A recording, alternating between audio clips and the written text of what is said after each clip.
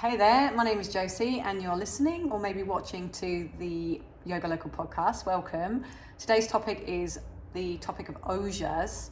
And Ojas is a concept in Ayurveda and yoga, which are sister sciences, which relates to nourishment.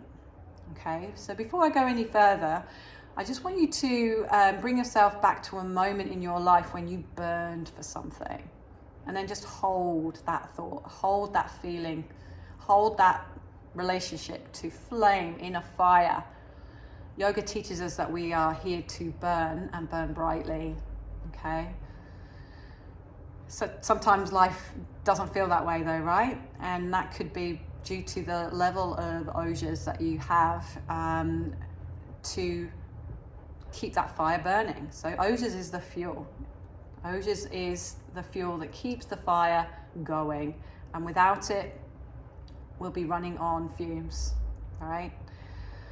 So maybe you can already relate to this idea of not quite having the fuel in the tank, okay? Your practice is designed to give you that fuel in the tank, and if it's not, we've got to really start to reassess how we're practicing. You know, there should not be this element of depletion. It's vitality. Ojas is the essence of vitality, okay? And groundedness. So how do we build ojas in our practice? Something that we can explore in class. But also I've got 6 tips for you today to build ojas outside of the practice environment. Ayurveda and yoga are intrinsically linked, and I don't feel that you can have a conversation about yoga without referring to Ayurveda. They work together to provide this deep nourishment that supports both our physical and our mental well-being. So I've got 6 tips for you to build ojas, which will then give you that potential to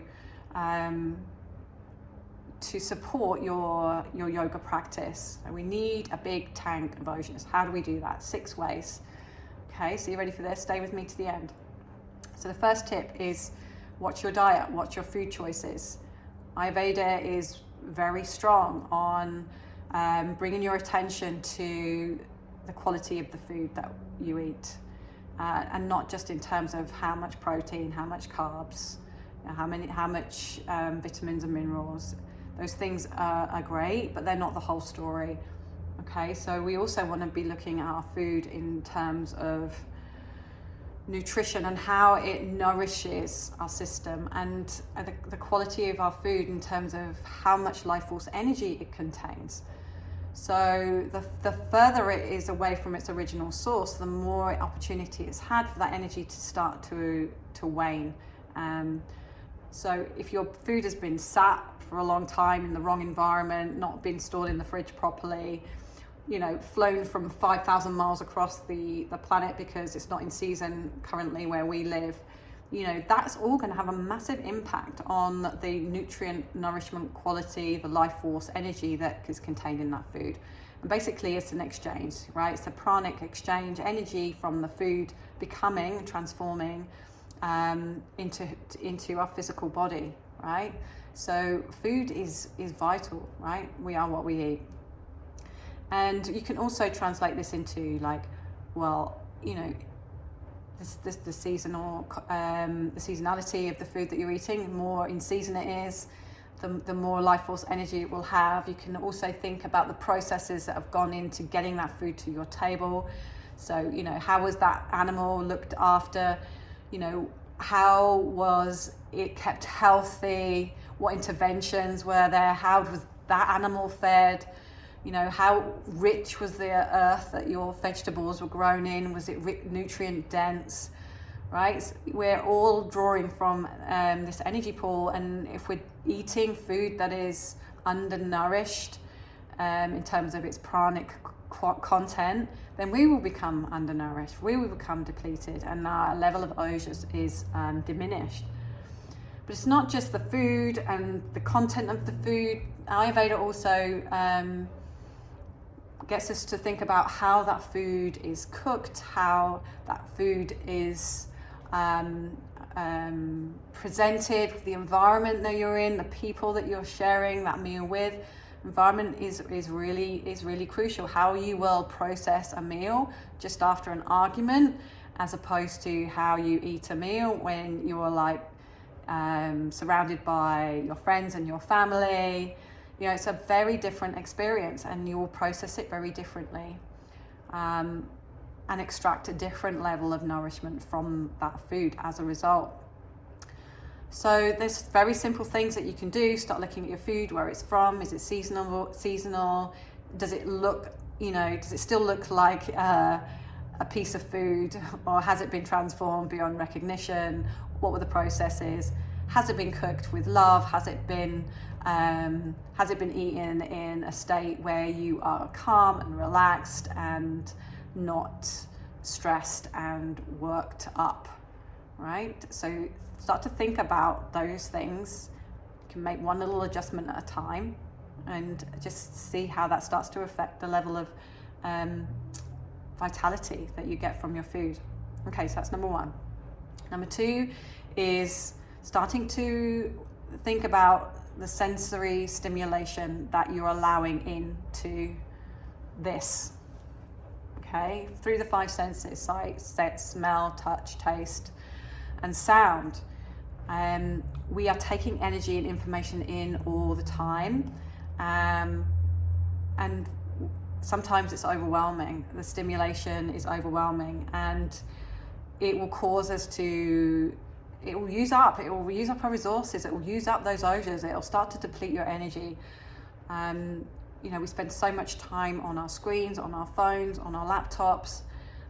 It's pretty much how the world works these days. So we need to start to think about strategies that are going to offset that or minimize that. We need to start using our technology a little bit more skillfully, maybe having alarms or settings which enable the devices to shut down at certain times. Because it's just zapping the life force energy out of us. So, and sensory stimulation can also relate to, busy environments, like crowded spaces, noisy environments. They're also going to rob and strip you of your energy. So when you go into those environments, you want to make sure you've got a lot of ojas in your tank, because if not, you're going to come out and you're going to feel wasted. Okay, it's something that I experience quite a lot. Some of us are more aware of it and more susceptible and sensitive to it. But, my belief is that, that's just a perception thing. I don't care who you are. If you're in a busy, crowded area, your energy is going to start to be extracted from you. And we all have energy vampires in our life, right? Start to notice those, okay? Because they're taking away that fire, right? That keeps you alive. Okay. So reducing sensory stimulation. Number 3 is all about cultivating love and positive relationships. So love is one of the most effective ways to deepen our yoga practice and build ojas. We can do this by bringing in more of a reverential approach to how we practice in class, but also life in general, and starting to smell the roses. And people fling the word gratitude around quite a lot, but it doesn't, I don't want to sound twee, but if we can start to move our attention away from things that pull us into a sense of lack and scarcity and not enough, and start to shift our focus to things that are abundant, and that we can be grateful for, love being one of them, right? Love is something that we can all access, even if we're not in a relationship. Start to love ourselves, and be in awe of who we are and what we're capable of. That is a great way to build ojas, right? Tap into your own sense of self-love and worth and gratitude, and start to look at life from a fresh lens. So that will bring us into a much more stable, foundational place to continue our spiritual journey. And like, don't shy away from the word spiritual. I just really mean our journey back to understanding our true nature, and like nurturing that inner fire that's going to help us to step into, you know, our most amazing, best sense of self, right? So let's start to cultivate relationships with ourselves that are healthy, relationships with other people. We need to start looking at the friendships that we have and how where the reciprocity is there. Is it more depleting than it is sustaining?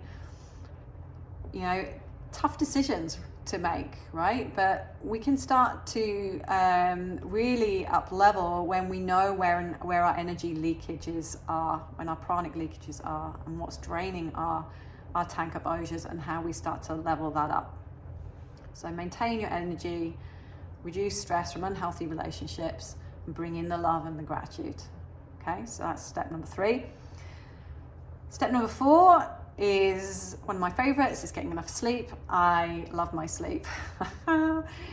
So getting sleep is vital to building ojas, and Ayurveda suggests that we get to sleep before 10 p.m. That's going to freak some of you out, I'm sure.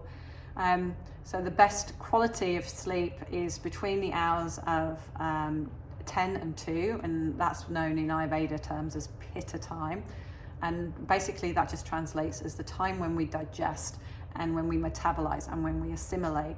So if you're going to bed on a regular basis outside of these times, you know, the body's prime time for these you know, systems to kick in is lost. We're robbing ourselves of that opportunity to reset, to start to process some of that sensory stimulation that we've had during the day, to work on some of the stresses that we've experienced, to eliminate some of the toxins from some of the bad food choices that we've made, right? So sleep is where that happens. 10 till 2 is that sweet spot. If you're not getting good sleep between the hours of 10 to 2, then check that out and see if you can start to bring your bedtime back a little bit. Another tip is to reduce the technology, obviously, just before you go to sleep. This can not just create extra blue light, which is scientifically known to keep us awake at night, but also you get on your phone, you go to bed at 10 o'clock, you get on your phone, now later you're still on your phone, right? And you've missed an hour of that sweet spot. So use, as I said earlier, use your devices to work for you. You know, now you can get, you can use your phone to switch off, and there's ways to switch off your phone, shut it down. In fact, you know, some people just don't bring the phone into their bedroom, right? Find a different method for waking up in the morning if you use your phone as your alarm. There's things that we can do, and sometimes I think we just dismiss them as insignificant, but if you start adding all these things up, your level of vitality is just going to go through the roof. So yeah, experiment, see what you can do, build on it. You know, don't try and build Rome in a day, and see what happens. The 5th tip is to manage your sexual energy. I don't think I need to go into too much detail about this one. You know, it's a bit like practice, okay? So we don't want to overdo, right? Let's use it to nourish. Let's extract the love and the devotion and that bhakti, so yoga term for devotion and love and reverence for life, and that exchange of and connection with someone. But again, just like anything else, too much and it depletes. It's it's depleting to our systems. Anything really that we overdo is going to have a negative effect. So that's one area that you can look at. And then number 6 is developing a personal relationship with the idea that you are part of something grander, a grander plan. Now, you know, again, we might shy away from the word God. It's okay. Yoga doesn't demand that you believe in anything, right? But having a sense that, you know, there is an intelligence that's bigger than you, that we are connected to, My